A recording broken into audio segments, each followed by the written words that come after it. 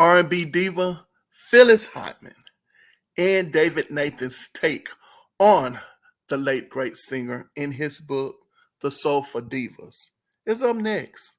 Let's talk.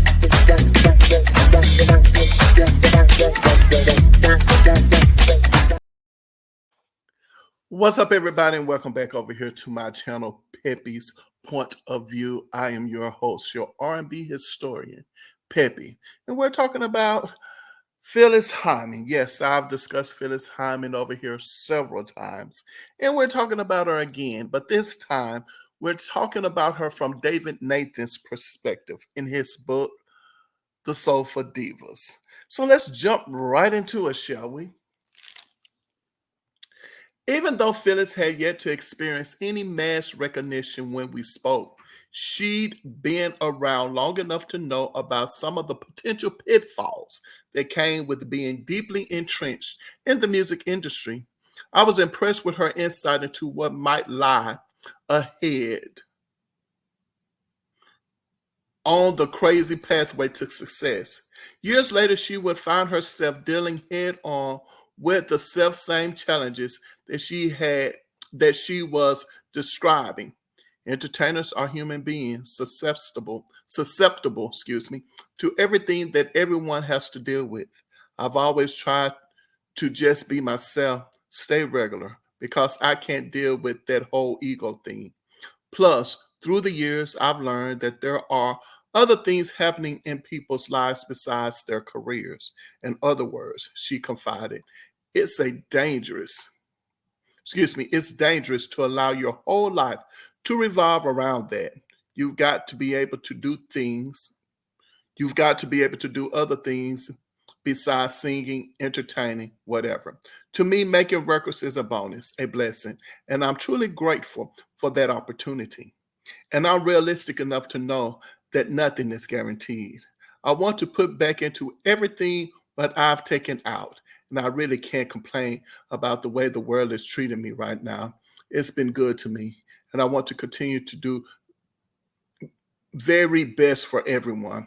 Our first conversation went so well, in fact, that as neighbors, we agreed to stay in touch. I shared with Phyllis and Larry, who had been present for the interview, that I've been writing some songs myself and that I even done a demo. When I wondered if Phyllis and Larry would mind giving me their critique on what I've done, they agreed to do it. When I stopped by a few weeks later, I sensed a little tension between the couple, but Phyllis was gracious, so I presented my tape. Although Larry seemed to really get into it, Phyllis insisted on talking after hearing just a few bars. I assumed that she didn't care too much for what she'd heard. On the other hand, Larry was enthusiastic about what he'd heard and encouraged me to pursue my musical ambitions while continuing my career as a journalist. I never found out what Will I never found out what Phyllis thought of the music I had done, but she did show some neighborly support when I invited her to my rehearsal with the band I put together. Steve Hyman, my keyboard player, who bore the same last name as Phyllis, was a show enough get down with the spirit sanctified gospel keyboard player. He was excited about meeting her, convinced that they might be related in some way or other, likely cousins. Phyllis didn't appreciate his familiarity, and it didn't help matters that I was in a foul mood with most of the musicians, spending most of the rehearsal cursing them out and being a diva myself. Phyllis, who left Phyllis, who left before the rehearsal was over, told me a few days later that she didn't think I'd acted very professionally. She also decided to read me. I don't know about some of those guys you are hanging around. I don't know about some of those guys you have hanging around you, she said, making what I figured was an oblique reference to her male namesake. I think they're only around you because you're in the music business. I'm telling you, David, I know how these guys operate. Don't think they really like you. They're just trying to get ahead. I wasn't happy with what she said. I felt that Phyllis had overstepped her bounds, that she and I didn't enjoy the level of friendship that warranted her comments.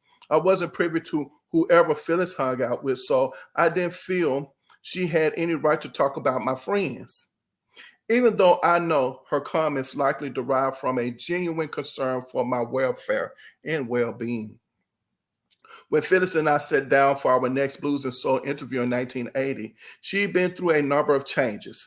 Buddha had folded, and her contract had been taken over by Arista Records, which was distributing the label toward the end of its existence. Tracks she recorded that were intended for a second Buddha album were used for a first Arista LP, and label head Clive Davis wanted to take her in another direction.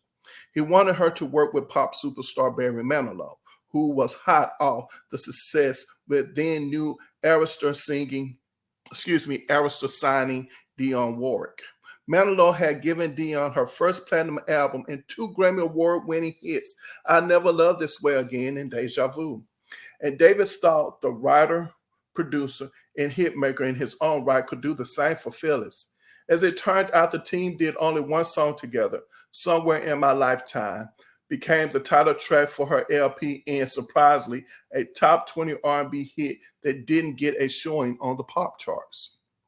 When Phyllis and I sat down together at the beginning of 1980, she pointed out that the record did all right, but it was more of a turntable hit than a seller.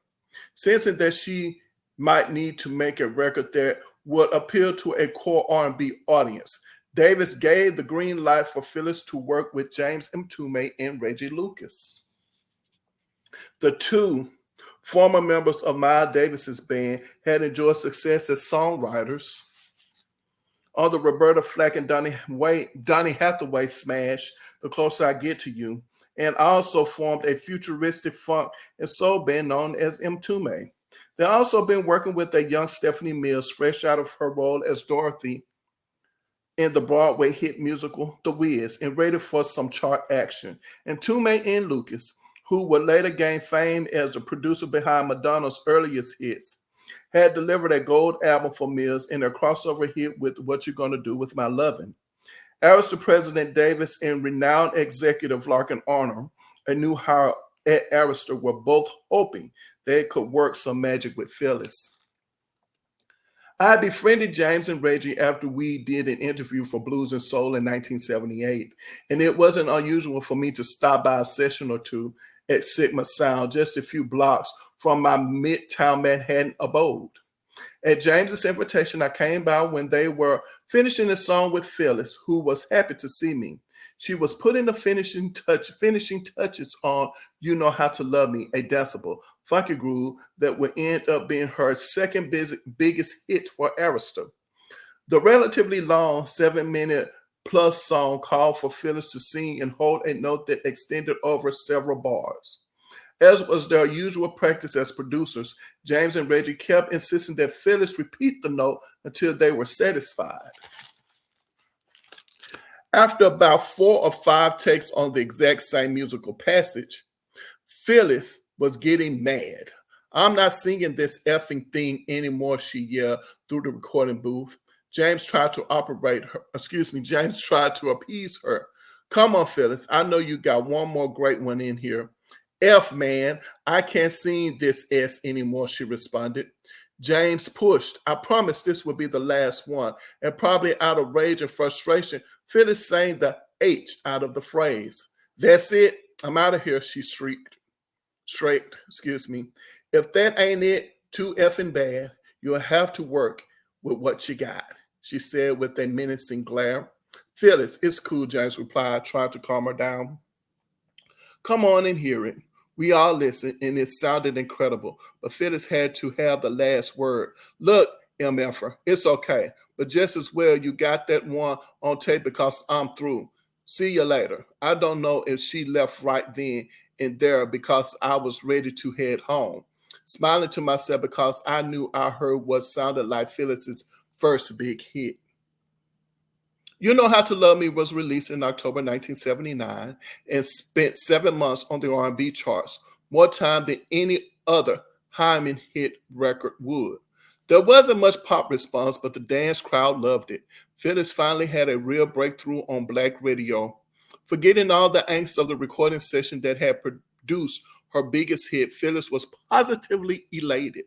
You Know How to Love Me has come right on time. It's definitely given me more recognition and acceptance, and I'm not complaining about that. She told me when we were she told me when we did our 1980 interview. During the preceding months, Phyllis had toured with a variety of different artists, including people Bryson, Gino Vanelli, and Grover Washington Jr. And and at that time, she was working with the OJs. The variety of audiences she'd performed before argued well for the future, but Phyllis was cognizant that she wasn't easily categorized. I do have a loyal R&B audience that want to that I want to maintain because they've been the ones who have supported me all the way through. Although it's nice to think that I can go across the board. Phyllis says she really enjoyed up-tempo tracks like You Know How to Love Me, even though her audiences primarily enjoy her on slower material. I find that people really react to my ballad material and see me as an interpreter. I like to be that one entertainer who can bridge the gap. No one's ever really done that totally, be able to include a jazz oriented tool along with pop and funky material all in one package. Even aside from her own records, Phyllis guest spots with jazz saxophonist Pharoah Sanders on his Arista album Love Will Find a Way, and on the soundtrack to the film The Fish That Saved Pittsburgh, had received approval and acclaim. Her phrasing skills, her ability to evoke emotion, and her way with a lyric were earning her much praise among critics and fans alike. Fortunately, You Know How to Love Me gave the Hyman career a real boost, but she admitted in our 1980 conversation that she hadn't made an all-out commitment to her recording career. It didn't help that she and Larry were splitting up, or that she was less than comfortable with the people at Arista who had, in essence, inherited her from Buddha. But she also knew that she could have done more to take her career to the next level. I guess I haven't been centered enough about it. I didn't get into the business till a little later in life than most people do. And I've always said that I kind of fell into it. Now I'm taking it very seriously. So I'm determined that it will work for me.